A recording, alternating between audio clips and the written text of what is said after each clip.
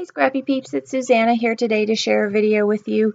A group of friends and I got together and we are busting our stash. This month we are busting enamel dots and or epoxy. You see a die cut here that I cut out using my silhouette, and I cut it two ways and I really didn't like the first way, so I showed you that, and here it is with the horizontals of the stripes going across. It gives more flow to the motion of the layout. I like the pictures and I've decided I'm going to use it this way, and need to trim off the edge of the selvage of the paper and get that adhered down. I know I don't want this full frame on the edge of the die cut. However, I know that the best way to get this down is going to be with the edges there to hold everything together, but I trim off the top and the bottom so that I have a less boxy look. I wanted a little more off and trim that off and decide how I'm going to make this look. My kids both swim, and you'll see that I have a lot of swimming layouts. I really liked this paper from Studio Calico, and to add to the swimming look, what you can't see in the back of the paper is it's a wave form, or lots of little waves, and there's a couple of boats floating throughout it, and I thought that these fish from this little fish stamp that I got would be really cute as part of the background to add to the fishy look. This picture is of my daughter swimming her first ever 200 breaststroke, and breaststroke is her best stroke, hence why you'll see the title is called 200 Best. This is how I've decided to stick this.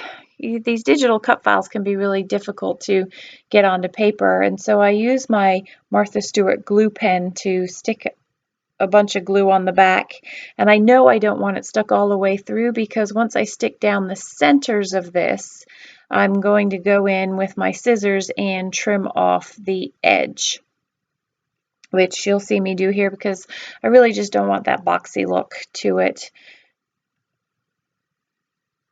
So literal scissors, trimming off the edge, and you can see how that's a less linear look to the layout, but now I've still got all these loose edges on the paper, so I'm going to flip it over and get my dot adhesive, which I sped up because you don't need to see, and just glue those down so that they're nice and firm on the edge of the paper there. And it's time to go to town with my embellishments, which in this case you'll see on the right hand side are all the epoxy dots and gems. I start off with a few stars, which I know are not part of the theme, but I wanted a little bit of red. My daughter's cap is red, and in order to just pop the layout and give a little bit of color, I added a few of these stars. I like the way that the stars and the enamel dots and the gems are sort of like bubbles underneath the water. A few more of these Studio Calico embellishments that I'm going to add here and there. And literally there's no rhyme or reason to it. Here's some Bella Boulevard enamel dots. There's literally no rhyme or reason to where I'm placing these things. I'm just, the red I tried to scatter around to create some balance to her cap.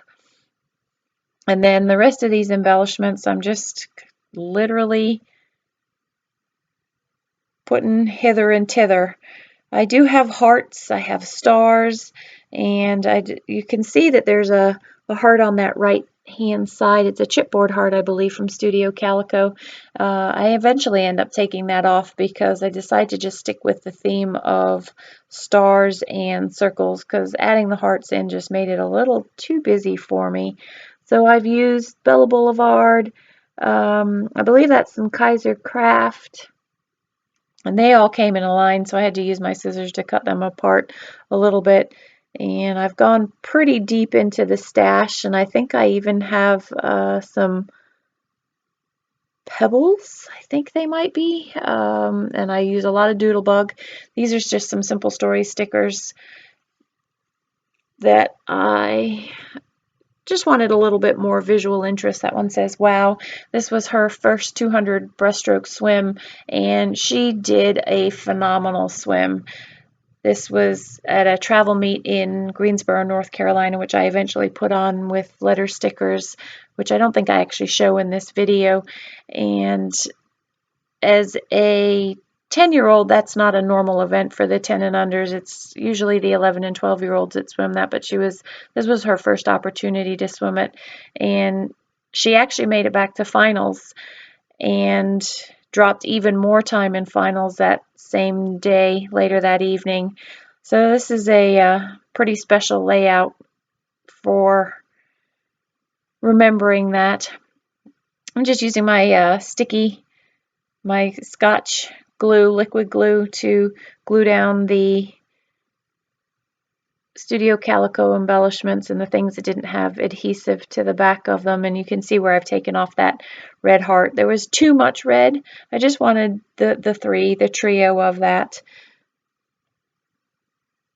little star paper clip.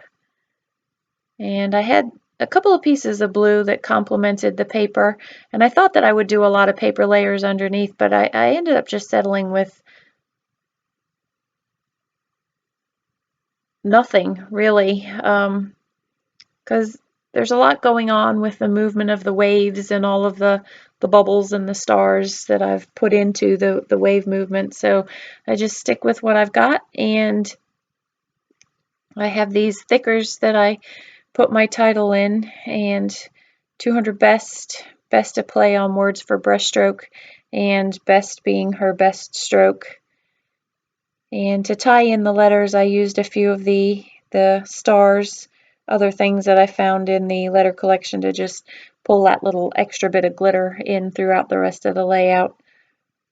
I didn't like the placement of it, so knowing where I had the pictures, I decided to move them. You can see where I've moved that tutu, but I decided it's probably better that I get my pictures down and rearrange them based on where the pictures are actually going to go for a little more symmetry to the layout. So that picture is actually a picture of her swimming the 200 breaststroke, as well as we have this thing in the swimming world called Meet Mobile, and those are the results of her time, and then a couple of the other girls. There was another 10-year-old girl who she swam with. And I find a few other things from my stash to just throw in there again for a little more visual interest.